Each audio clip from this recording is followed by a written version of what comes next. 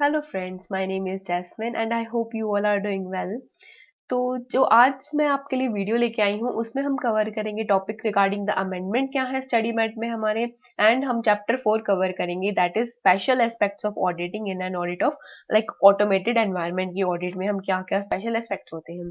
तो जो ऑडिट जहाँ यहाँ पे स्टडी मेट में जो चेंजेस आए हैं और ये आईसीआई ने इसके इंडेक्स में ऐड किए हैं, जैसे स्टैंडर्ड्स में बहुत माइनर से चेंजेस आए हैं और चैप्टर 3 में चेंजेस आए हैं, ऐसे ही हम देखेंगे वेरियस चैप्टर्स में आए हैं। तो आज हम चैप्टर 4 में जो भी अमेंडमेंट्स है उस चैप्टर 4 के साथ ही कवर करेंगे और रिस्पेक्टिवली जो भी चैप्टर्स में जैसी भी अमेंडमेंट्स होंगी तो उसे साथ साथ कवर करते चलेंगे। तो ये एक जस्ट ओवरव्यू है कि कहाँ कहाँ अमेंडमेंट्स है कंपनी ऑडिट में। मेन जो चेंजेस आए हैं वो आए हैं चैप्टर पीयर रिव्यू में and peer review quality review में एंड प्रोफेशनल एथिक्स में, वहां पे कुछ नए टॉपिक्स ऐड किए गए हैं। देन ऑडिट कमेटी में, और ऐसे करते करते जैसे फिस्कल लॉ में काफी चेंजेस हैं, पीएसयू और ये सब हमारे यहाँ पे चेंजेस हैं। तो चलिए स्टार्ट करते हैं हम हमारे चैप्टर 4 से और इसके अमेंडमेंट विद इन कवर करेंगे। तो चैप्टर 4 क्या है? चैप्टर 4 का एक मैं बेसिक आपको ओवरव्यू दे देती हूँ और जो चैप्टर्स हैं उन्हें हम कवर करेंगे स्टडी मैट से, ताकि हमारा स्टडी मैट में जो भी कोई पॉइंट है, कुछ भी ऐसा पॉइंट ना रहे और इसके हम क्वेश्चंस को भी एक बार ओवरव्यू कर लेंगे। तो इस चैप्टर में हम क्या देखेंगे? ऑटोमेटेड एनवायरनमेंट पढ़ेंगे, रियल टाइम एनवायरनमेंट क्या होता है, इसके कंपोनेंट्स बहुत इंपॉर्टेंट है वो पढ़ेंगे। देन हम देखेंगे understanding and documenting of the automated environment, ये ऑडिटर को कैसे करना होता है और डॉक्यूमेंटिंग की क्या क्या रिक्वायरमेंट्स है उसके ऊपर। देन हम कंसिडरेशंस देखेंगे, ये नवंबर 19 में भी आया था क्वेश्चन। देन ईआरएम देखेंगे कि क्या होता है एंटरप्राइज, इसमें मेनली इंटरनल कंट्रोल के ऊपर बात की गई है कि उसका एक इंटीग्रल पार्ट है, इस सब के बारे में। देन असेस करेंगे IT related risk and controls mainly तीन टाइप के होते हैं, general IT controls, application controls and IT dependent controls. Then हम देखेंगे कि रिस्क और कंट्रोल्स को इवेल्युएट करेंगे at entity level and the process level. Then data analytics को पढ़ेंगे, इसमें ही हमारा जो है कैट का प्रोसीजर इंक्लूडेड होगा। देन हम एंड में देखेंगे कि क्या स्टैंडर्ड है, जैसे कोई भी सर्बेन्स-ऑक्सले एक्ट या standards on auditing, standard guideline procedures क्या हैं जो ऑडिटर के लिए हेल्पफुल होती हैं, तो एक फ्रेमवर्क और बेस्ट प्रैक्टिसेस के लिए ऑडिटर को यूज करनी पड़ती है, जिसमें ऑडिट के रिगार्डिंग और ऑटोमेटेड एनवायरनमेंट के रिगार्डिंग कुछ भी ऐसी गाइडलाइंस है, स्टैंडर्ड है, तो उसे हम कवर करेंगे। तो चलिए स्टार्ट करते हैं चैप्टर 4 से। चैप्टर 4 इंपॉर्टेंट टॉपिक है, इसमें से 5 मार्क्स का क्वेश्चन हमें एग्जाम में देखने को मिलता है। तो इस चैप्टर में हम जैसे हमने इसका ओवरव्यू लिया, तो इसमें ऑटोमेटेड एनवायरनमेंट सबसे पहले जो हमारा टॉपिक है उसको देखेंगे। बहुत इजी है इस टॉपिक को लर्न करना, एक बार बार इसको जब हम रिवाइज करते हैं तो ये चैप्टर के जो भी पॉइंट्स हैं हमें इजीली रिटेन हो जाते हैं। तो सबसे पहले देखते हैं हम ऑटोमेटेड एनवायरनमेंट क्या होता है। ऑटोमेटेड एनवायरनमेंट एक इकोसिस्टम है, जो कि मैं जैसे आपको यहाँ पे जो भी कीवर्ड्स हैं यहाँ पे इंपॉर्टेंट उनको मैं आपको हाईलाइट करवाती जाऊंगी, so it would be easy to refer you that. तो एक इकोसिस्टम है जो कंबाइन करता है पीपीटी को, पीपल प्रोसेसेस एंड टेक्नोलॉजी को कंबाइन करता है with in an overall business environment. जैसे ही अब हर एंटिटी में रिक्वायरमेंट्स हो गई है ऑटोमेटेड एनवायरनमेंट की, तो ऑडिटर को भी उस एनवायरनमेंट को समझने के लिए, उससे कंप्लाई करने के लिए, उनके प्रोसीजर्स को समझने के लिए ऑडिटर को भी वेरियस प्रोसीजर्स लगाने पड़ते हैं उस एंटिटी के एनवायरनमेंट को समझने के लिए और अपनी ऑडिट एफिशिएंटली परफॉर्म करने के लिए। तो और जैसे है कि उसको कैट के प्रोसीजर्स यूज करता है, हम आगे ये डिटेल में कवर करेंगे। तो इन सब की एक अंडरस्टैंडिंग होनी चाहिए। तो ये क्या है, सबसे पहले हम देखते हैं ऑडिट और जो ऑटोमेटेड एनवायरनमेंट है वो एक इकोसिस्टम है जो कंबाइन करता है पीपीटी को ओवरऑल बिजनेस एनवायरनमेंट में। ये एक कंप्यूटर बेस्ड सिस्टम होता है, it is an computer based system जो कि कंप्यूटर बेस्ड सिस्टम है जिसको हम इंफॉर्मेशन टेक्नोलॉजी सिस्टम भी बोलते हैं, इंफॉर्मेशन सिस्टम्स भी बोल देते हैं हम। वो जो भी वेरियस डिफरेंट टाइप्स की एप्लीकेशंस, बिजनेस एप्लीकेशंस यूज होती हैं इन द बिजनेस, वो डिपेंड करती हैं, वो वेरी करती हैं due to nature, size and location of the businesses. Mainly इसकी ब्रॉड 3 कैटेगरीज है, that is the package software, small ERPs and ERP. Package software को हम ऑफ द शेल्फ एप्लीकेशंस भी बोलते हैं। ये माइक्रो एंड स्मॉल बिजनेस में use होता है, टैली एंड क्विक बुक्स इसका एग्जांपल है। देन हम देखेंगे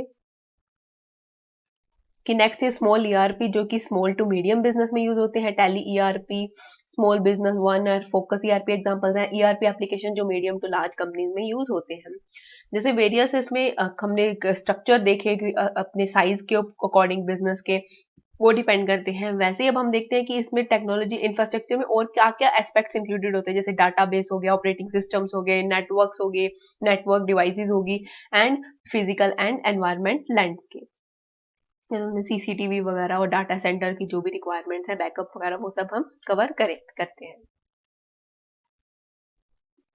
नेक्स्ट इज इम्पोर्टेंट टॉपिक है, that is real time environment such as e commerce. जैसे जो भी हमारा हम बैंकिंग में देखते हैं, तो जो भी कोई प्रोसेस होती है या जो भी कोई ट्रांजैक्शन होती है, बिजनेस का ऑपरेशन या कुछ ट्रांजैक्शन, वो इनिशिएट हो जाते हैं, प्रोसेस्ड हो जाते हैं, रिकॉर्ड होते हैं इमीडिएटली विदाउट एनी डिले। यानी अगर कोई भी ऐसी ट्रांजैक्शन, जैसे एटीएम है, एटीएम में अगर जो किसी ने अगर पैसे विड्रॉ कर लिए और अगर वो साथ के साथ उसके अकाउंट में रिफ्लेक्ट नहीं करते, अगर इमीडिएटली उनका प्रोसेसिंग नहीं होती, तो उसका फायदा उठा के वो कस्टमर किसी और एटीएम से विड्रॉ कर लेगा पैसे, जितना उसके अकाउंट में है भी नहीं, उससे ज्यादा वो रिकॉर्ड मतलब वो अकाउंट में से वो पैसा विड्रॉ कर लेगा। तो ये एक बहुत एक इसका लॉस होता है, लॉस ऑफ रेवेन्यू हो सकता है एक एंटिटी को, और गुडविल का लॉस हो सकता है।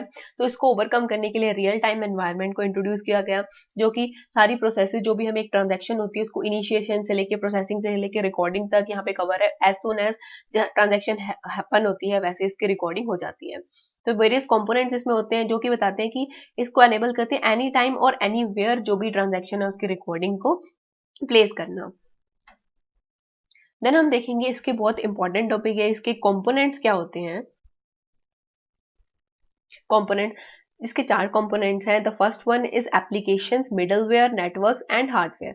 अब एप्लीकेशंस क्या होता है? एप्लीकेशन में कुछ भी, जैसे कोर बैंकिंग हो गया, सैप हो गए, ईआरपी एप्लीकेशंस होगी। Then middlewares are the web servers, Oracle, fusion.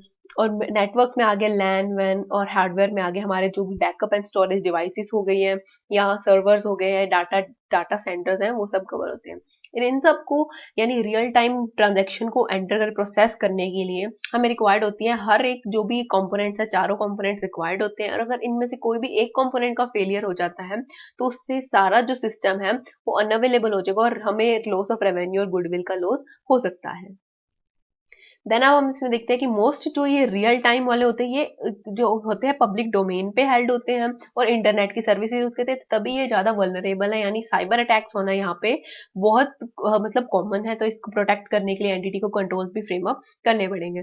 तो इस कॉम्प्लिकेटेड प्रोसेस को, इस सारी प्रोसेस को समझने के लिए, अंडरस्टैंड करने के लिए, जो एज पर ऐसे 315 ऑडिटर के ऊपर रिक्वायरमेंट है, तो ऑडिटर उसको अप्रोचेस लगा के वेरियस रिस्क और कंट्रोल्स को समझता है, अपनी ऑडिट अप्रोच उस तरीके से बनाता है। तो यही अब हम टॉपिक कवर करते हैं कि अब ऑडिटर कैसे इन अप्रोचेस को समझेगा। तो इसके बेसिक 5 जो है वो इसमें स्टेप्स इंक्लूडेड होते हैं। द फर्स्ट वन इज कि ऑडिटर को एप्लीकेशंस का समझना पड़ेगा, हमारी एंटिटी के अंदर क्या एप्लीकेशंस है, इसकी एक ऑर्डर है इसको समझने का। सबसे पहले वो देखेगा कि एंटिटी के अंदर एप्लीकेशंस क्या क्या हैं। देन वो देखेगा इनका आईटी इंफ्रास्ट्रक्चर कंपोनेंट्स क्या हैं, आईटी इंफ्रास्ट्रक्चर देखेगा। अब एंटिटी का या ऑर्गेनाइजेशन का स्ट्रक्चर देखेगा, वो कैसा है। सबसे पहले उसने एप्लीकेशन देखी, क्या यूज कर रहे हैं वो अपने एंटिटी में, और देन उसने देखा आईटी का इंफ्रास्ट्रक्चर कैसा है। उसके बाद उसने देखा ऑर्गेनाइजेशन स्ट्रक्चर और गवर्नेंस कैसा है। देन वो देखेगा कि इनके अंदर जो पॉलिसीज, प्रोसीजर्स और प्रोसेसेस कौन सी है, फॉलो कर रहे हैं। And last is IT risk and control क्या है, जो ऑडिटर का मेन फोकस ऑफ पॉइंट होता है। तो ये थे मेजर 5 स्टेप्स। एप्लीकेशंस देखेगा, आईटी का इंफ्रास्ट्रक्चर देखेगा, अब वो ऑर्गेनाइजेशन का स्ट्रक्चर देखेगा, देन ऑर्गेनाइजेशन में क्या पॉलिसीज, प्रोसीजर्स फॉलो हो रहे हैं, and at last IT risk and controls को देखेगा। और जो ऐसे 230 है वो ऑडिटर के ऊपर रिक्वायरमेंट डालता है कि जो भी आपने मतलब ऐसे 315 के अकॉर्डिंग जो भी अंडरस्टैंडिंग गेन की ऑटोमेटेड एनवायरनमेंट के ऊपर, उसको डॉक्यूमेंटेशन करना पड़ेगा एज पर ऐसे 230। एग्जीक्यूशन कंप्लीशन होती है, जो ऑडिटर के अप्रोचेस का जो पार्ट होता है, यानी सबसे पहले वो प्लान करता है, एग्जीक्यूशन करता है, एंड लास्ट वो जो भी कम्युनिकेशन एंड रिपोर्टिंग करता है अब as per different S A standards, तो वो उसके ऑडिट अप्रोच का पार्ट होता है। तो इस अप्रोच में जब वो ऑडिट ऑटोमेटेड एनवायरनमेंट की ऑडिट कर रहा है, तो उसमें क्या उसकी कंसिडरेशन होगी हर फेज के रिगार्डिंग। सबसे पहली तो है जो कंसिडरेशन है, that is the risk assessment के दौरान ऑडिटर को क्या करना पड़ेगा, वो देखेगा कि जो भी आईटी सिस्टम से उसको रिस्क अराइज हो रहे हैं उनको वो देखेगा। देन जो ये आगे फर्दर जो 3 पॉइंट्स है, that is regarding the understanding ये अंडरस्टैंडिंग के ऊपर है ये तीनों पॉइंट्स। अंडरस्टैंडिंग किस चीज की, हमें बिजनेस प्रोसेसेस को समझना पड़ेगा, वॉक थ्रू करना पड़ेगा, इनका आईटी सिस्टम्स क्या यूज कर रहे हैं और क्या एप्लीकेशंस यूज कर रहे हैं, इसकी अंडरस्टैंडिंग लेनी पड़ेगी। देन एंटिटी लेवल कंट्रोल्स को समझना पड़ेगा कि जो भी रिलेटेड होते हैं आईटी जिससे गवर्नेंस होते हैं उससे रिगार्डिंग उनको अंडरस्टैंड करेगा, उसे रिव्यू करेगा और फिर परवेजिव कंट्रोल्स को देखेगा वो, जिसमें इंक्लूड होता है कि सेग्रीगेशन ऑफ ड्यूटीज हैं, जर्नल आईटी कंट्रोल्स हैं एंड एप्लीकेशंस जो भी कंसीडर है। तो ये तीन इसके अंडरस्टैंडिंग के पॉइंट्स हैं। बिजनेस प्रोसेसेस को समझ लिया, एंटिटी लेवल कंट्रोल को समझ लिया एंड देन परवेसिव कंट्रोल्स की अंडरस्टैंडिंग ले ली, जिसमें इंक्लूड होते हैं कि सेग्रीगेशन ऑफ ड्यूटीज हो रही है, जर्नल आईटी कंट्रोल्स क्या, एप्लीकेशंस क्या है। द नेक्स्ट जो तो आगे की जो दो स्टेजेस हैं that are regarding the testing stage. Testing stage में ऑडिटर को क्या देखना पड़ता है कि जो भी ड्यूरिंग टेस्टिंग से वो रिजल्ट्स देखेगा, results of the IT journal IT controls देखेगा, उनका इंपैक्ट देखेगा कि मेरी एनटीई ऑफ द कि मुझे आगे कितनी एनटीई परफॉर्म करनी है।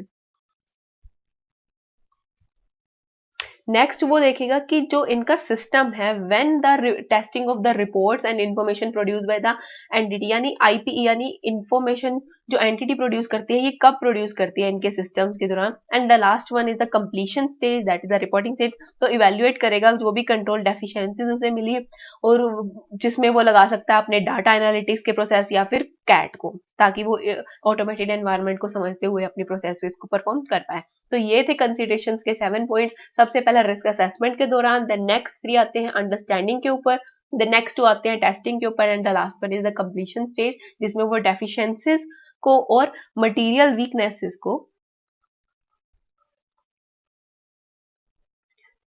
वीकनेसेस को वो बताता है। नेक्स्ट जो है जो हमारा इंस्टीट्यूट है जिसने इसका एक ऑल्टरनेट आंसर भी दिया है इस कंसीडरेशंस के ऊपर, दैट इज द 3 स्टेजेस है वही प्लानिंग, एग्जीक्यूशन एंड कंप्लीशन। तो रिस्क असेसमेंट में क्या होगा कि वो सिग्निफिकेंट अकाउंट्स एंड डिस्क्लोजर्स को चेक करेगा, अकाउंट्स एंड डिस्क्लोजर जो भी उसको असर्शन और सब चीजों को देखेगा। देन वो कंसीडरेशन देखेगा क्वांटिटी एंड क्वालिटी वाइज, फिर वो देखेगा कि फाइनेंशियल स्टेटमेंट असर्शंस के ऊपर क्या वो रेलिवेंट जो उसके रिकॉर्डिंग है असर्शन उनको डिटरमाइन करेगा। देन देखा लाइकली सोर्सेज क्या है मिसस्टेटमेंट होने के, जैसे फ्रॉड एरर के थ्रू या किस वजह से एरर होने के चांसेस है उनको देखेगा। देन कंसीडर करेगा कि रिस्क जो अराइज हो सकते हैं आईटी सिस्टम से, जो ये हमारा रिस्क असेसमेंट में हमने जो पहला पॉइंट देखा था वो है। देन वो अंडरस्टैंड इवेल्युएट किस चीजों को करेगा, जो भी वो अंडरस्टैंडिंग उसने ऑब्टेन की सारी को वो एक डॉक्यूमेंट बनाएगा और उसको फ्लो चार्ट्स और नरेटिव्स के फॉर्म में वो डिस्क्राइब कर देगा, डॉक्यूमेंट कर लेगा अपने पास। देन वो प्रिपेयर करेगा रिस्क एंड कंट्रोल मैट्रिसेस को, एक रिलेशनशिप बनाने के लिए क्या रिस्क है उनके रिगार्डिंग, क्या क्या कंट्रोल्स हैं और कहाँ कहाँ कंट्रोल्स रिक्वायर्ड हैं, अगर नहीं है तो अंडरस्टैंड करेगा डिजाइनिंग ऑफ द कंट्रोल जो कि एंड टू एंड प्रोसीजर्स को तक समझने के लिए, यानी सिर्फ स्टार्टिंग में उसे कंट्रोल्स नहीं, पूरे and walk through the process यानी पूरी ऑडिट ट्रेल को फॉलो करते हुए इसे प्रोसेसेस को समझना पड़ेगा कंट्रोल्स डिजाइन है या नहीं। देन वो process wide consideration entity level के कंट्रोल को समझेगा कि सेग्रीगेशन ऑफ ड्यूटीज हुई है या नहीं। Then general IT controls and application controls को वो डिटरमाइन करेगा। देन टेस्टिंग स्टेज पे हम देखते हैं क्या होता है, वो टेस्टिंग करते हुए देखेगा जब उसने कंट्रोल्स टेस्ट कर लिए तो उसके बाद वो डिटरमाइन करेगा कि मेरी फर्दर एनटीई ऑफ द कंट्रोल टेस्टिंग कितनी होनी चाहिए। देन वो देखेगा कि फर्दर एंटी कितनी होनी चाहिए। देन वो देखेगा कि रिलायब असेस करेगा जो मेरे को सोर्स डाटा मिला है जो जिसके बेस पे सारी ऑटोमेटेड एनवायरनमेंट को मैंने समझा है वो उसकी रिलायबिलिटी क्या है। फिर रिपोर्ट्स की टेस्टिंग करेगा, स्प्रेडशीट्स बनाएगा, देन सैंपल टेस्टिंग करेगा और कंसीडर करेगा कि कितने कॉम्पिटेंट है और इंडिपेंडेंट है हमारे स्टाफ या जो टीम है जो कंट्रोल की टेस्टिंग को परफॉर्म कर रही है उसकी इंडिपेंडेंट, क्योंकि इंडिपेंडेंस के ऊपर उसे अलग से स्टेटमेंट भी देनी पड़ती है। Then last is the reporting stage, वो इवेल्युएट करेगा यहाँ पे कंट्रोल डेफिशिएंसीज को, अगर कोई सिग्निफिकेंट डेफिशिएंसी या मटेरियल वीकनेसेस जो उसे टीसीडब्ल्यूजी को भी कम्युनिकेट करनी पड़ती है उन सबको डिटरमाइन करेगा। देन रेमेडियल एक्शन बताएगा कि कंट्रोल वीकनेसेस के ऊपर रिगार्डिंग क्या कर सकती है एंटिटी। देन वो देखेगा कि इंटरनल कंट्रोल मेमो बनाएगा या जैसे मैनेजमेंट लेटर बनाएगा और लास्ट में अपनी ऑडिट रिपोर्ट वो सबमिट कर देगा। देन अब हम यहाँ पे देखते हैं एंटरप्राइज रिस्क मैनेजमेंट ओवरव्यू। बहुत इंपॉर्टेंट है ये भी टॉपिक और इसमें कुछ एक दो पॉइंट्स में अमेंडमेंट आई है। एंटरप्राइज रिस्क मैनेजमेंट ओवर क्या होता है, ईआरएम ये पूरी एक एंटिटी के ऊपर लगता है, यानी जैसे हमारी हम एंटिटी की बात करते हैं यहाँ पे तो एंटिटी में जो भी प्रोसेसेस हैं वो सारी यहाँ पे जब पूरा प्रोसेसेस ही ऑटोमेटेड हो जाती हैं, तब उसे हम बोलते हैं एंटरप्राइज का रिस्क मैनेजमेंट। जहां जहां रिस्क होते हैं उसके लिए कंट्रोल मेजर्स बनाना, इंटरनल कंट्रोल के फंक्शंस को इंक्लूड करना, that is the ERM process. यानी अब जैसे हम देखते हैं डायनामिक नेचर का एनवायरनमेंट है हमारा, कुछ भी प्रिडिक्ट करना इम्पॉसिबल है कि हम क्या फर्दर अब क्या डेवलपमेंट होगी, क्या हम देखने को मिलेगा, कल क्या सिनेरियो होगा हमारी एंटिटी का या हमारे सोसाइटी का, वो डिटरमाइन करना मुश्किल है। तो इन सब के डायनेमिक एनवायरनमेंट के रीजंस क्या है? ग्लोबलाइजेशन बढ़ती जा रही है, लाइक हम अपना प्रोडक्ट कहीं पे भी बेच सकते हैं, कोई भी अपना प्रोडक्ट कहीं पे भी बेच सकता है throughout the world, not throughout the country, क्योंकि ट्रेड बैरियर्स हट गए थे, as you know the economic reform जब आए थे वो सब कुछ, यू टेक्नोलॉजी का यूज बढ़ रहा है, न्यू रेगुलेटरी रिक्वायरमेंट्स आ रही हैं, तो इसकी वजह से एंटिटी को कंप्लाई करना बहुत दिक्कत होती है, अपने आप को स्टेबिलिटी बनाए रखना, it's difficult for the entity. तो इसके लिए एंटिटी को क्या इंक्लूड करना पड़ता है? एंटरप्राइज रिस्क मैनेजमेंट का जो प्रोसेस है वो उन्हें यानी कि इंक्लूड करना पड़ता है अपने एंटिटी के अंदर, ताकि वो वेरियस काइंड ऑफ रिस्क से अपने आप को प्रोटेक्ट कर सके। अब वेरियस टाइप्स ऑफ रिस्क क्या होते हैं? मार्केट रिस्क, जो ये भी अपडेशन आ रही है, ग्लोबलाइजेशन आ रही है, इनकी वजह से रेगुलेटरी का कंप्लायंस, नए नए रेगुलेशंस आ रहे हैं, उनके साथ कंप्लाई करना, technology risk, financial reporting risk, operational risk, credit risk, business partner risk, product risk, environment risk. तो ये वेरियस टाइप्स ऑफ रिस्क है। अब रिस्क क्या है? वहां पर कुछ भी है कि वो कुछ भी गलत होने के चांस हो सकते हैं, और इस रिस्क को कवर करने के लिए रिस्क मैनेजमेंट बनाना पड़ेगा। रिस्क मैनेजमेंट क्या होता है? It is the combination of PPTT, processes, people, tools and techniques. It is the combination of the PPTT through which the company जो अपने आइडेंटिफाई करती है, असेस करती है, रिस्पॉन्ड करती है, मिटिगेट करती है रिस्क को।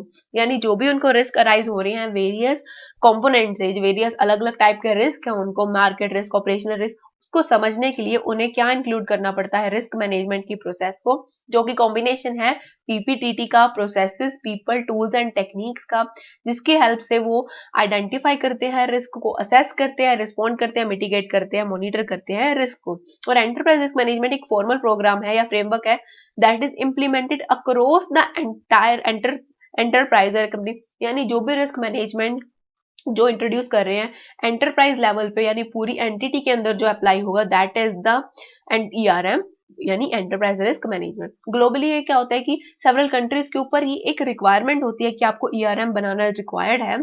हमारा section 134 of the companies act require करता है कि जो बोर्ड की रिपोर्ट है उसमें एक स्टेटमेंट जाती है कि आपने क्या रिस्क मैनेजमेंट पॉलिसी को डेवलप किया गया है या नहीं, मेंटेन करते हो या नहीं, कंपनी इंक्लूडिंग द आइडेंटिफिकेशन, जो भी एलिमेंट्स ऑफ रिस्क आइडेंटिफाई हुए हैं in the opinion of the board, क्या ऐसी सिचुएशंस है जो थ्रेट करती हैं हमारी कंपनी की एग्जिस्टेंस को, और क्या यानी आईएफसी है या नहीं, इंटरनल फाइनेंशियल कंट्रोल्स के ऊपर है या नहीं, उनके ऊपर ऑडिट बोर्ड की रिपोर्ट जाती है। while the law makes the, यानी एक बोर्ड ऑफ डायरेक्टर्स की रिस्पॉन्सिबिलिटी, जैसे मैनेजमेंट है उसकी रिस्पॉन्सिबिलिटी है कि आपको ये इंटरनल कंट्रोल्स होना आप एंटिटी के अंदर रिक्वायर्ड है, ईआरएम एंटरप्राइज रिस्क मैनेजमेंट होना जरूरी है। ये प्रोग्राम इन द कंपनी जो बोर्ड ऑफ डायरेक्टर्स इंप्लीमेंट करेंगे, टॉप मैनेजमेंट इंप्लाई करेंगे, और अक्रॉस द होल यानी एम्प्लॉइज हर स्टेज पे यहाँ पे ईआरएम को वो मेंटेन करेंगे, ताकि हमारे जो रिस्क है वो जितना रिड्यूस कर सके हम कर पाए, that way.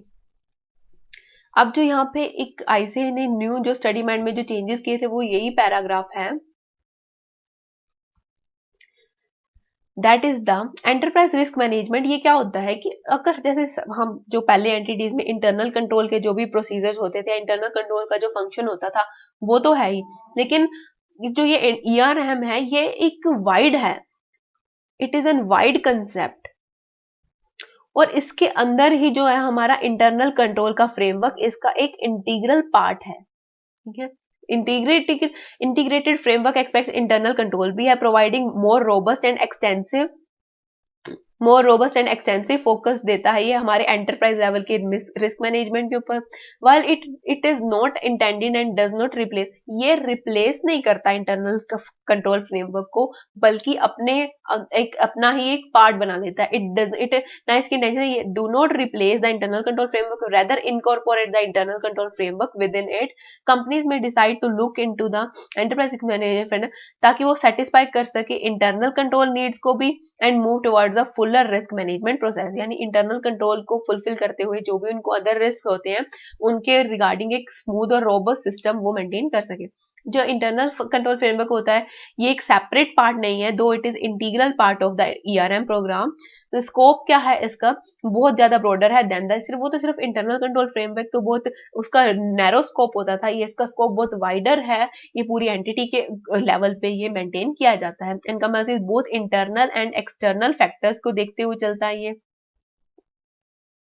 Internal external factor जो भी रेलिवेंट है हमारे बिजनेस स्ट्रेटेजी के अंदर या गवर्नेंस के अंदर या बिजनेस प्रोसेसेस ट्रांजैक्शंस को एक्टिविटी परफॉर्म करने के लिए।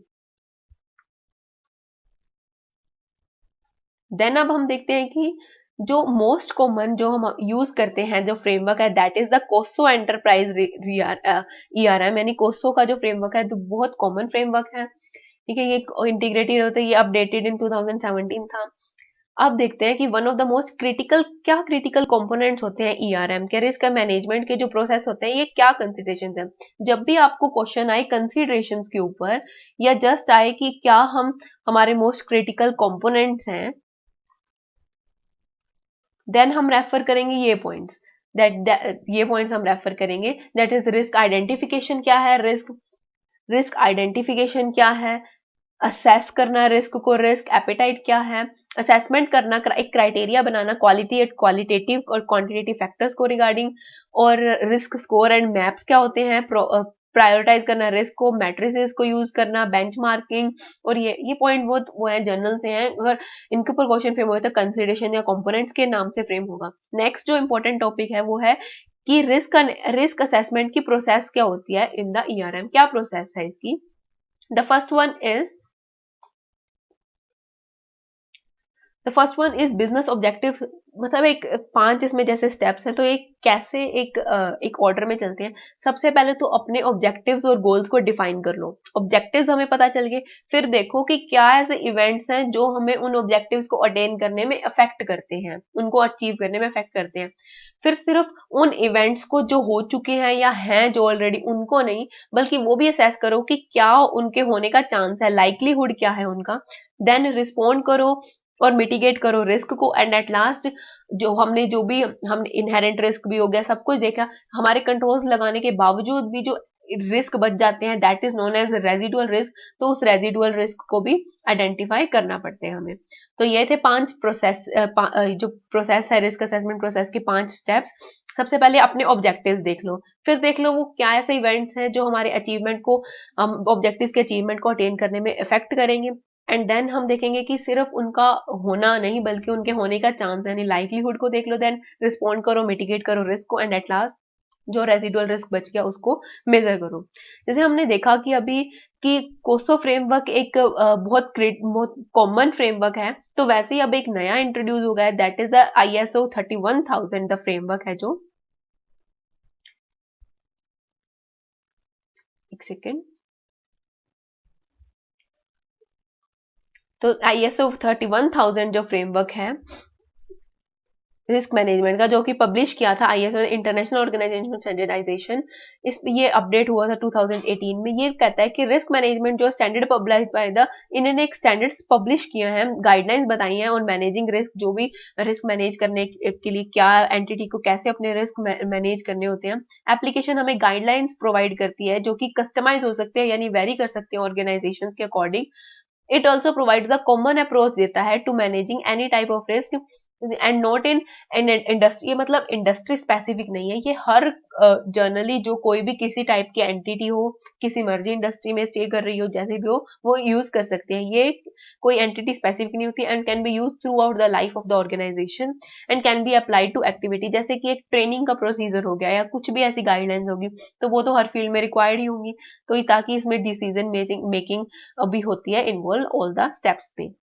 तो ये था ISO फ्रेमवर्क जो इंट्रोड्यूस हुआ था और अपडेट हुआ है 2018 में। देन अब हम देखते हैं कि assessing IT related risk and control क्या होता है।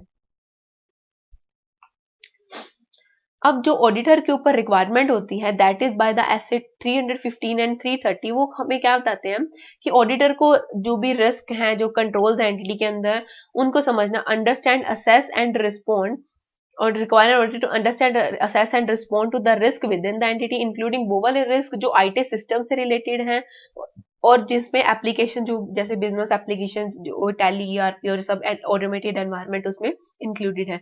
जब ऑडिटर इन सबको असेस कर रहा होता है तो ऑडिटर को क्या कंसीडर करना पड़ेगा, इसमें 3 स्टेप्स हम कंसीडर करेंगे। The first one is the entity level के एस्पेक्ट्स क्या होते हैं। एंटिटी लेवल जो है ये एक लगा लो कि ब्रॉड पिक्चर है, यानी टॉप लेवल के लोग करें एंटिटी लेवल के ऊपर है। That is the related to governance, organisation और मैनेजमेंट ऑफ आईटी, यानी जो ये बड़े लेवल के लोग काम करते हैं। Then risk related to the IT के प्रोसेस और प्रोसीजर्स क्या फॉलो होंगे उसके regarding. And the last is the IT risk at each layer क्या होगा, यानी हम एक मतलब नीचे नीचे आते जा रहे हैं like step wise hierarchy wise. The first one is entity level aspect देखेंगे, उसमें गवर्नेंस देखेंगे, ऑर्गेनाइजेशन देखेंगे एंड मैनेजमेंट देखेंगे। नेक्स्ट रिस्क देखेंगे of IT procedures and processes का। And at last IT risk हर लेवल पे देखेंगे ऑफ द ऑटोमेटेड एनवायरनमेंट।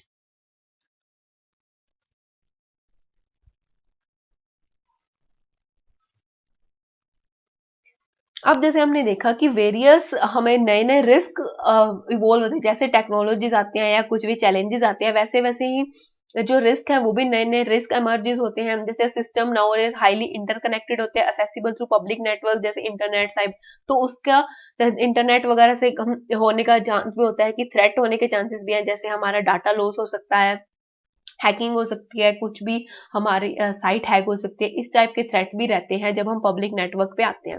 तो इनके रिगार्डिंग इनको मिटिगेट करने के लिए और एक to maintain the confidentiality, integrity और अवेलेबिलिटी और सिक्योरिटी ऑफ डाटा, मेन तो डाटा जो है वो एक क्रिटिकल कंपोनेंट होता है किसी भी एंटिटी के लिए, क्योंकि वो डाटा बहुत सेंसिटिव नेचर का होता है।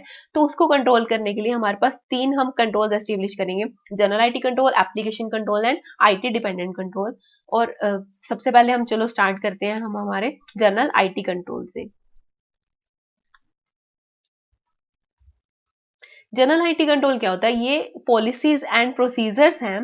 मतलब जनरल आईटी कंट्रोल्स नॉर्मली जो बिजनेस के कंट्रोल्स होते हैं उसको डिफाइन करने के लिए बताया गया है, जो भी हम पॉलिसीज प्रोसीजर्स बनाते हैं टू और ये एक बेस प्रोवाइड करता है, यानी एक हेल्प प्रोवाइड करता है to applications.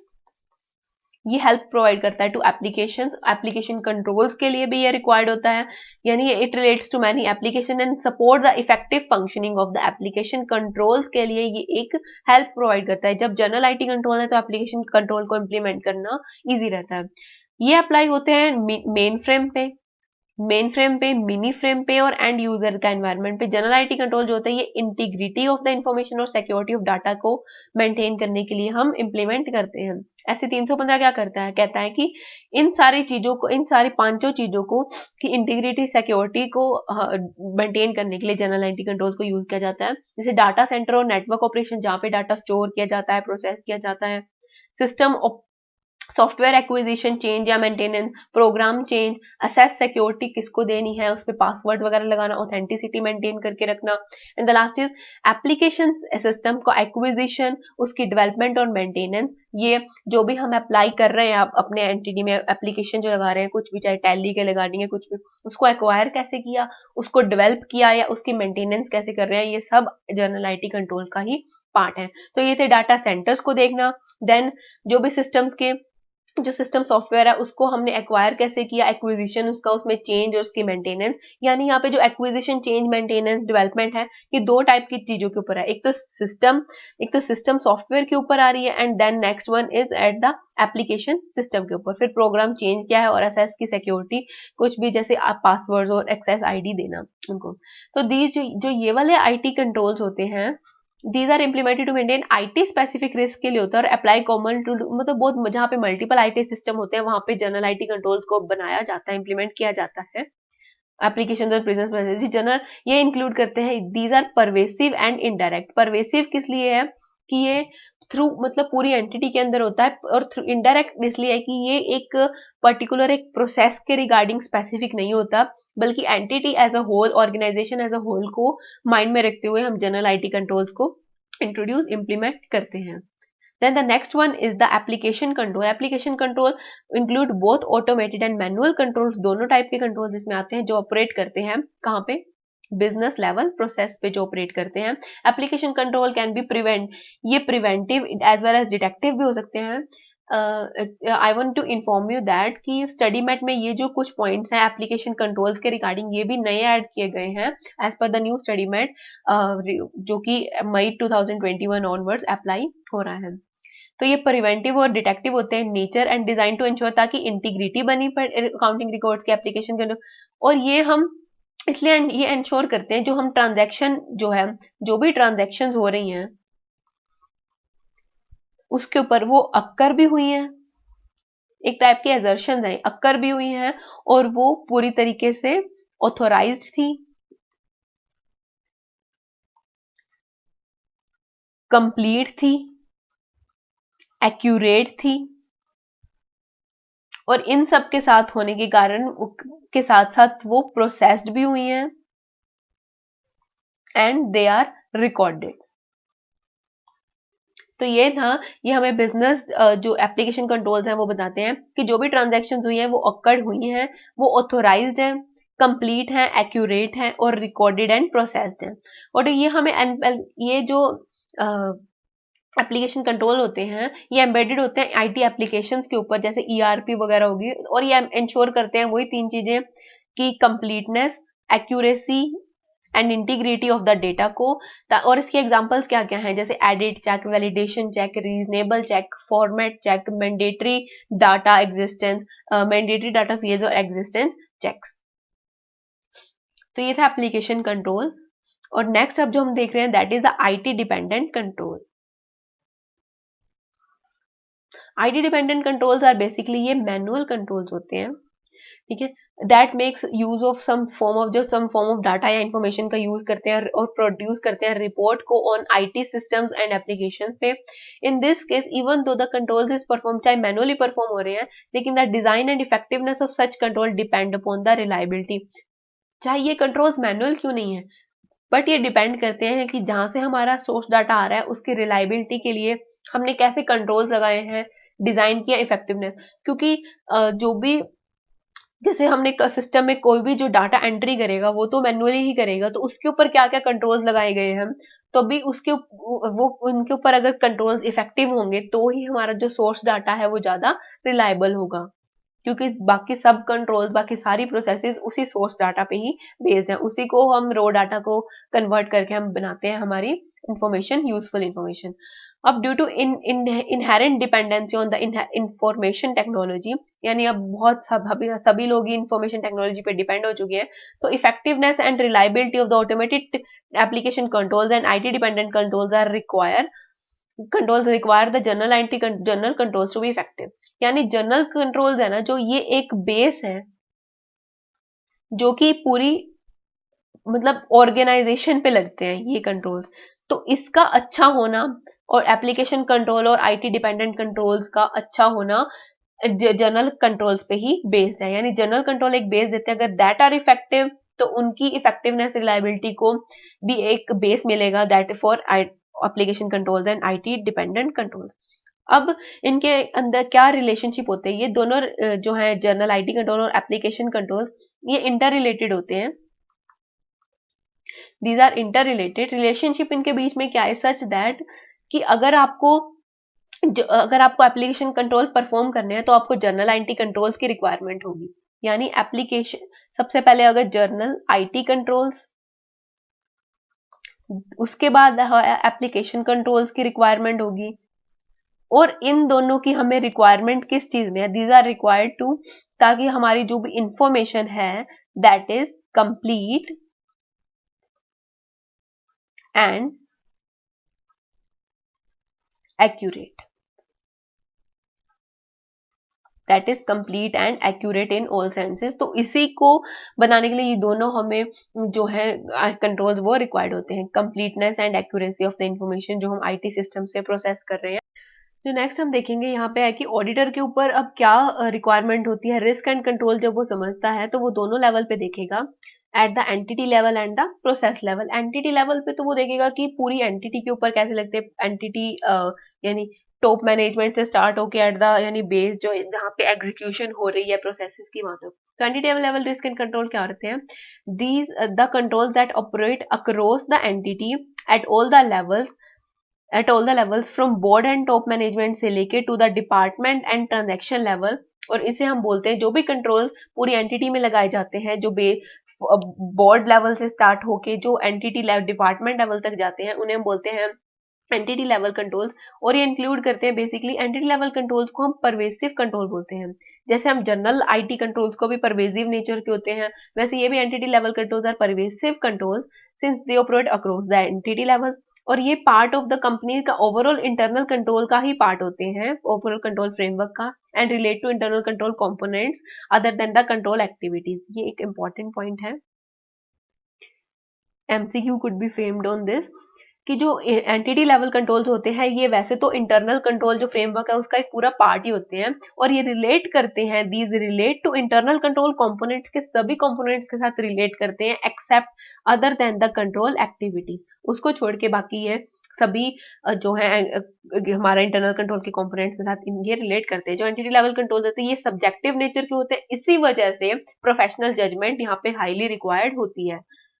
Subjective in nature and hence require of more professional judgement, जाके इनका इवेल्युएशन ऑफ टेस्टिंग के लिए ऑडिटर को अप्लाई करनी पड़ती है।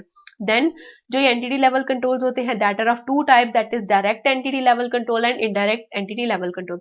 नाम से ही क्लियर है, जो डायरेक्ट होते हैं दैट वो एक पर्टिकुलर किसी प्रोसेस के रिगार्डिंग होते हैं, किसी एक एप्लीकेशन के रिगार्डिंग होते हैं। और जो इनडायरेक्ट होते हैं वो एंटिटी एज अ होल, जो जर्नल सी बातें होती है, हमारे क्या एक्सेस की कंट्रोल्स होंगी, इस टाइप के कंट्रोल्स हो गए, कि ह्यूमन रिसोर्स कैसे मैनेजमेंट करना है, इन टाइप सब के जो भी कंट्रोल्स होते हैं वो हम इंटरेक्ट में कवर करेंगे। तो सबसे पहले देखते हैं डायरेक्ट लेवल के क्या कंट्रोल्स होते हैं। हम ये are at a level higher than the business activity. ये जो है ना डायरेक्ट एंट्री, ये हायर, ये लगता है एक उस लेवल पे जो higher than the business activity या ट्रांजैक्शन लेवल से ऊपर का जो लेवल होता है, यानी मतलब हायर लेवल्स पे ही ये वाला जो डायरेक्ट कंट्रोल्स है वो लगते हैं, क्योंकि वो ही लोग एप्लीकेशन इंट्रोड्यूस करते हैं, इम्प्लीमेंट करते हैं in the entity, such as the business processes के लेवल पे, या फिर सब प्रोसेस के लेवल पे, बिजनेस प्रोसेस या प्रोसेस सब प्रोसेस के लेवल पे, या अकाउंट बैलेंस के लेवल पे, at a sufficient level of precision यानी डिटेल में, ताकि प्रिवेंट डिटेक्ट कर पाए कोई भी मटेरियल मिसस्टेटमेंट को टाइमली मैनर में। इसके एग्जांपल्स क्या क्या हैं? बिजनेस परफॉर्मेंस रिव्यू कौन करता है? टॉप मैनेजमेंट के लोग ही करते हैं। जैसे वो वेरियस रिपोर्ट्स, एमआईएस रिपोर्ट्स वगैरह या स्कोर बोर्ड्स वगैरह को डिटरमाइन करके वो बनाते हैं, तो बिजनेस परफॉर्मेंस का रिव्यू, ये इसके एग्जांपल हैं। Then the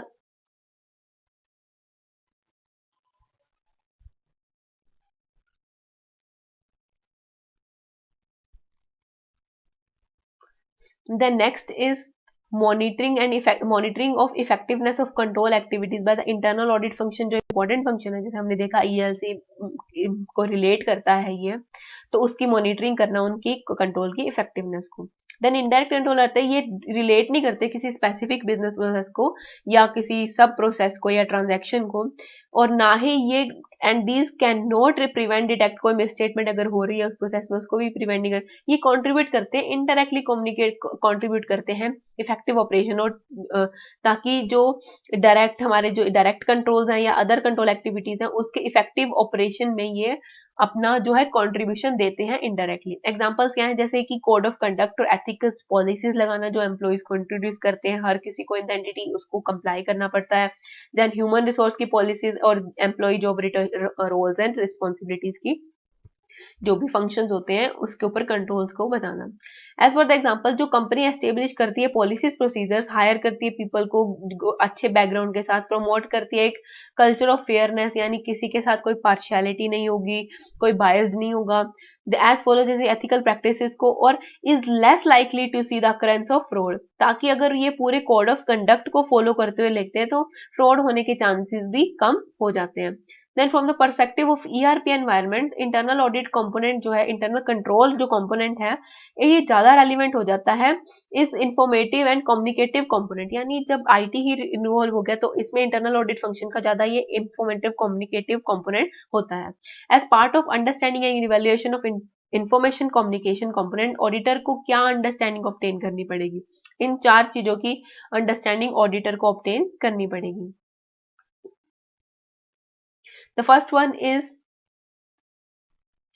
one is the business जो प्रोसेसेस है वो कैसे, how the business processes operate, और जो रेलिवेंट इंफॉर्मेशन सिस्टम हम जो भी प्रोसेसिंग कर रहे हैं अपनी बिजनेस ट्रांजैक्शंस की, इवेंट्स की, एक्टिविटीज की, उसके लिए हम कौन सा रेलिवेंट इंफॉर्मेशन सिस्टम यूज कर रहे हैं, जो रिस्क और कंट्रोल है वो हमारे कौन से रिस्क और कंट्रोल पर्टेन कर रहे हैं हमारे इंफॉर्मेशन सिस्टम्स में, और क्या रिलायबिलिटी है जो भी इंफॉर्मेशन जनरेट हो रही है इन सिस्टम्स में से।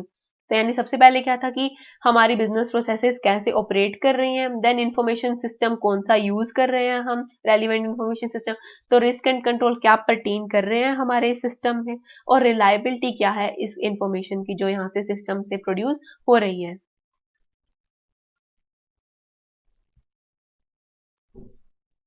देन नेक्स्ट इज जो इसका ये इंटरनल कंट्रोल का कंपोनेंट भी होता है, ये उसमें क्या रिक्वायर्ड होता है कि while information and communication is more relevant है and the use of the information system in the company, जो लार्ज और बड़ी जो कॉम्प्लेक्स नेचर की बिजनेस होते हैं उसमें अदर कंपोनेंट्स जैसे कि inter control environment, risk control, control active monitoring, ये सारी भी रेलिवेंट होती हैं।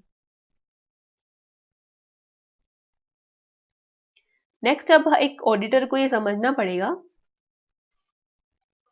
कि जो फॉलोइंग एग्जांपल है ये दिखाता है कि ऑडिटर को कैसे अंडरस्टैंडिंग और इवैल्यूएशन को समझना पड़ेगा विसल ब्लोअर की पॉलिसी को, कि क्या कंपनी ने वो पॉलिसी कंपनी के पास है, does the company have that policy approved है, डॉक्यूमेंटेड है या नहीं, हैज अ विसल ब्लोअर मतलब प्रॉपरली कम्युनिकेट हो चुकी है या नहीं, आर एम्प्लॉइज अवेयर है या नहीं उस पॉलिसीज के रिगार्डिंग, और अगर कुछ ऐसे ट्रेनिंग वगैरह उनको एम्प्लॉयज को समझाने के लिए ट्रेनिंग और ये सब मैनेजमेंट ने इंट्रोड्यूस किया है या नहीं, मॉनिटर इफेक्टिवनेस करती है या नहीं टाइम टू टाइम बेसिस पे, और अगर कुछ डेविएशन या नॉन कंप्लायंस होती है हाउ डज द मैनेजमेंट या जो कंपनी है उसके साथ कैसे डील करती है।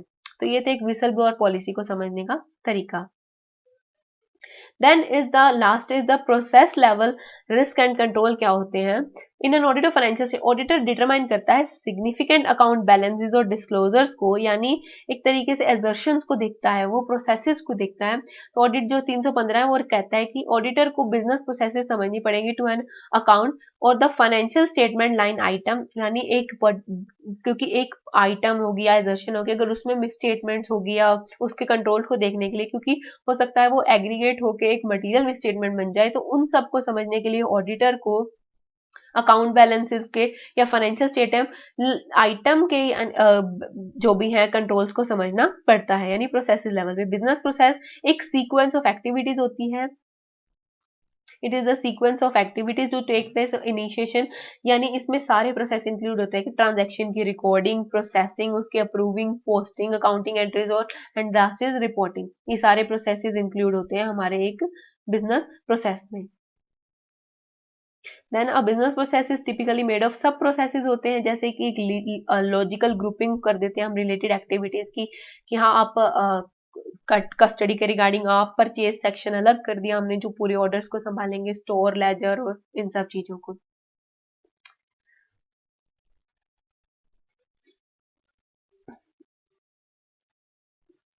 जो नेक्स्ट अब हमारे पास आता है that is the data analytics का topic, using relevant analytical procedures and testing using the data analytics. अब डाटा एनालिटिक्स क्या होता है, ऑटोमेटेड एनवायरनमेंट में जो भी डाटा जहां पे हम स्टोर करते हैं, the data stored and processed in systems can be use, यानी अब देखो जो डाटा होता है पहले रो डाटा होता है, देन उसकी इंफॉर्मेशन बनती है, वेरियस उसकी क्लासिफिकेशंस होती हैं।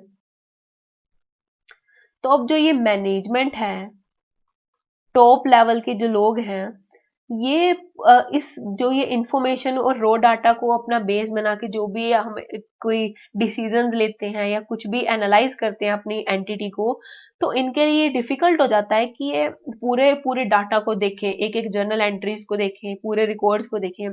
तो उसको एक एक मतलब एक समराइज करने के लिए हम डाटा एनालिटिक्स का टूल्स का यूज करते हैं, that is the data stored and processed in system can be use to get various insights, यानी पूरी डीप अंडरस्टैंडिंग लेने के लिए बिजनेस कैसे काम कर रहा है। तो ये हेल्पफुल होते हैं preparation for the MIS report, यानी एक समराइज्ड फॉर्म में बन जाता है ये।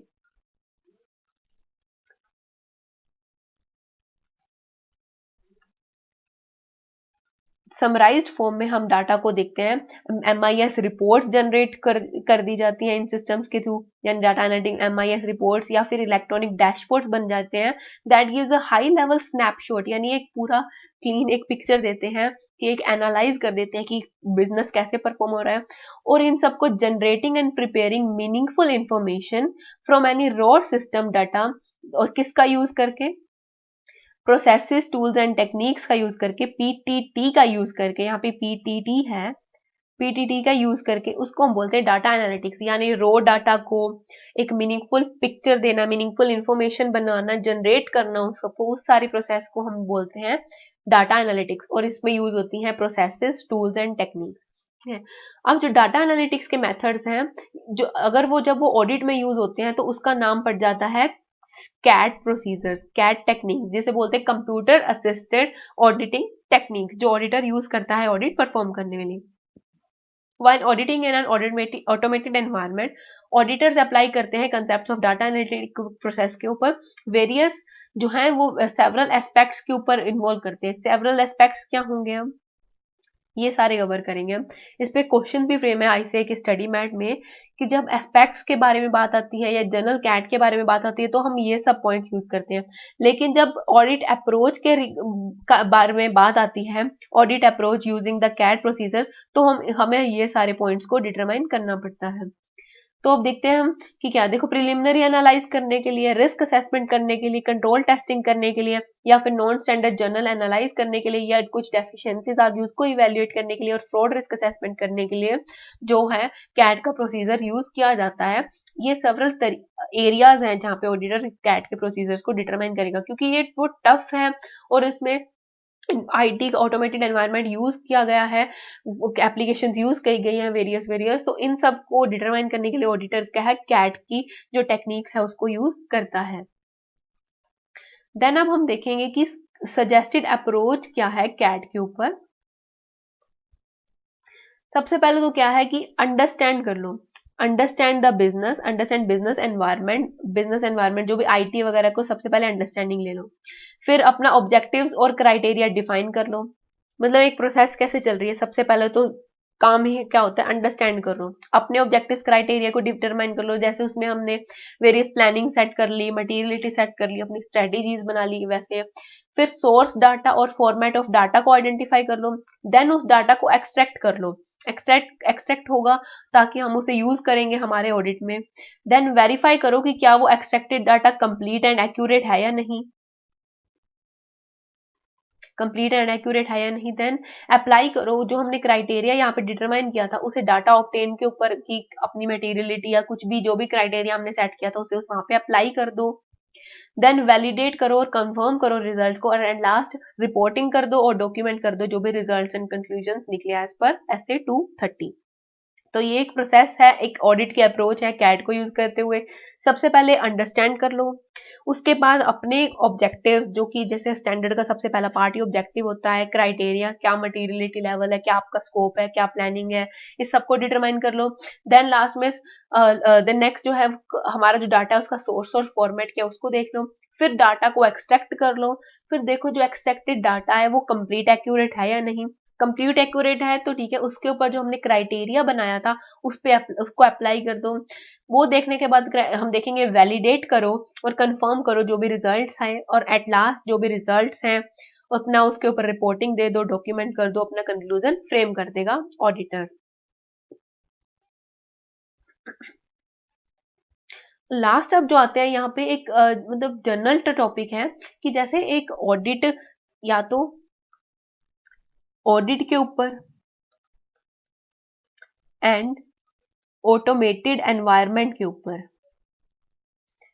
इन दोनों के ऊपर वेरियस स्टैंडर्ड गाइडलाइंस प्रोसीजर्स होते हैं जो कि ऑडिटर को हेल्प भी करते हैं हमारी ऑडिट परफॉर्म करने, क्योंकि क्या एनवायरनमेंट है, जैसे उसके मैनुअल्स को पढ़ना समझना, ये सब जो स्टैंडर्ड्स जो है ऑडिटर को हेल्प करेंगे ऑडिट परफॉर्म में।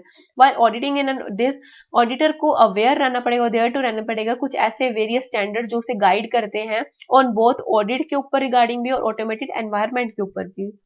तो क्या कुछ ऐसे कॉमन है, जैसे स्टैंडर्ड्स ऑन ऑडिट गाइड करते हैं ऑडिटर को आईसीआई के द्वारा, और सेक्शन 143 ये है आईएफसी के ऊपर कि हम ऑडिटर को इसके ऊपर स्पेशल रिपोर्ट देनी पड़ती है कि इनकी डायरेक्ट ये डिजाइंड है, इम्प्लीमेंटेड है ऑपरेटिंग इफेक्टिवनेस के ऊपर, इंटरनल फाइनेंशियल कंट्रोल्स की। देन नेक्स्ट है गाइडेंस नोट भी है इसके ऊपर। देन है सार्बन्स ऑक्सले एक्ट 2002, कॉमनली इसको सॉक्स बोलते हैं, इज अ रिक्वायरमेंट अमेरिका के सेक्शन 404। ये कहते हैं कि पब्लिक लिस्टेड जो कंपनीज होती हैं उनको इम्प्लीमेंट, असेस और इंश्योर करना पड़ता है, इन इसलिए मतलब कंपल्शन है पब्लिक लिस्टेड कंपनी के लिए, उनको इम्प्लीमेंट, असेस एंड इंश्योर करना पड़ता है कि हमारे जो इंटरनल कंट्रोल्स हैं वो इफेक्टिवनेस है या नहीं, यानी उनके ऊपर जो भी कंट्रोल्स हमने लगाए हैं वो इफेक्टिव है या नहीं, परफॉर्मेंस। और ऑडिटर की जो इंडिपेंडेंट ओपिनियन जाता है वो डिजाइन और ऑपरेटिंग इफेक्टिवनेस यानी डीओटी ऑफ कंट्रोल्स के ऊपर जाता है कि डिजाइंड है, operating effectiveness throughout the period है या नहीं, और फिर which are similar to the requirements of, जो इंडियन कंपनी में वैसे ही सॉक्स ने जो बता रखे हैं वो है सिमिलर लीगल, और रिक्वायरमेंट्स ऐसी अलग कंट्रीज में है जैसे जापान, चाइना, यूरोपियन कंट्रीज में है। देन नेक्स्ट इज आईएसओ 27001, और ये हमने देखा था कि 2013 आईएसओ में ने जैसे वहां पे ईआरएम के ऊपर भी फ्रेमवर्क दिया हुआ था, वैसे यहाँ पे है कि स्टैंडर्ड इशूड द, या आईएसओ ने इशू किया है, प्रोवाइड करता है फ्रेमवर्क गाइडलाइन प्रोसीजर, ताकि इम्प्लीमेंट इंफॉर्मेशन सिक्योरिटी को और रिलेटेड कंट्रोल्स को कैसे इम्प्लीमेंट कर सके हम। फॉर एग्जांपल जैसे स्टैंडर्ड्स कवर पासवर्ड की सिक्योरिटी, यानी एक्सेस के ऊपर कंट्रोल्स हैं मेनली यहाँ पे, password security, application security, physical security, backup and recovery, ये सारे रेलिवेंट पॉइंट्स हैं हमारी ऑडिटिंग के अंदर। Then ITL, information technology infrastructure, क्या बोलते हैं कि provide the best practice process है procedure for the IT service management. Then the payment card industry जो है ये मोस्ट वाइडली अडॉप्टेड है, it is the most widely adopted information security standard जो कि पेमेंट कार्ड इंडस्ट्री है। ये company involve हुई थी ये स्टोरेज, रिट्राइवल और transmission of handling of credit card, debit card information वगैरह को ऊपर, कि वहाँ जो भी कार्ड के ऊपर इंफॉर्मेशन होती है वो कहाँ पे स्टोर किया गया है, उसका रिट्राइवल, उसका यूज करना और ट्रांसमिशन कैसे होगा, इसके ऊपर सारे कंट्रोल्स है।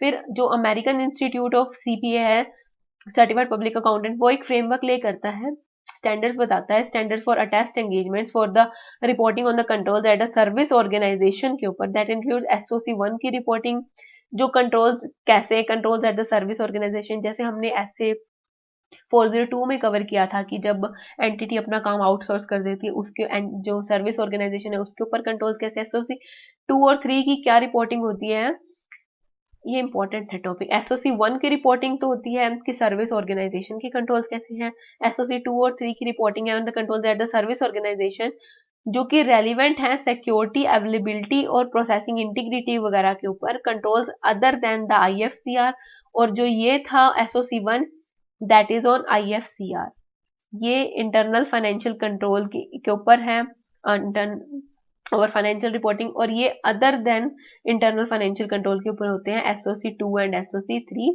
और 1 जो होती है वो आईएफसीआर के ऊपर रिपोर्टिंग होती है। While SOC 1 and 2 are restricted use report, SO 3 general use report होती है, यानी ये जर्नली भी इशू करी होती है। Then next is control objectives, क्या होते हैं for information and related techniques, COBIT, it is important, Corbett.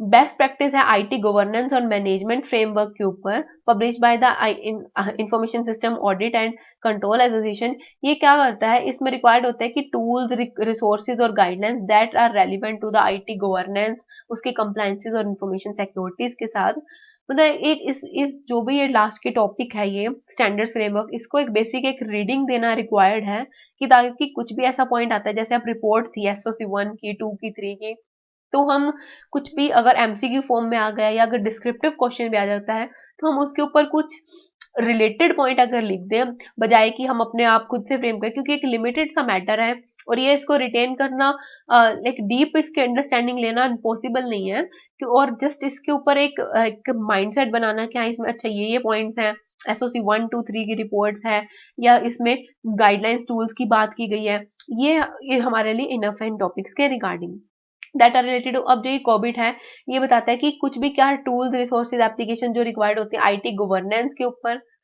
IT governance, risk compliance और इंफॉर्मेशन टेक्नोलॉजी। लास्ट आता है साइबर सिक्योरिटी जो फ्रेमवर्क है उसके ऊपर, published by the national institute of standards technology.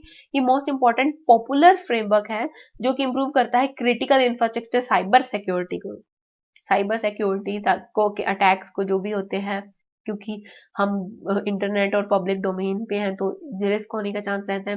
ये फ्रेमवर्क सेट करता है, प्रोवाइड करता है एक सेट ऑफ स्टैंडर्ड्स को, बेस्ट प्रैक्टिसेस कंपनीज को, ताकि वो अपने साइबर सिक्योरिटी के रिस्क को मैनेज कर पाए जो भी उन्हें यहाँ पे रिस्क होते हैं। तो यहीं पे हमारा खत्म होता है चैप्टर नंबर 4 ऑटोमेटेड एनवायरनमेंट के ऊपर था।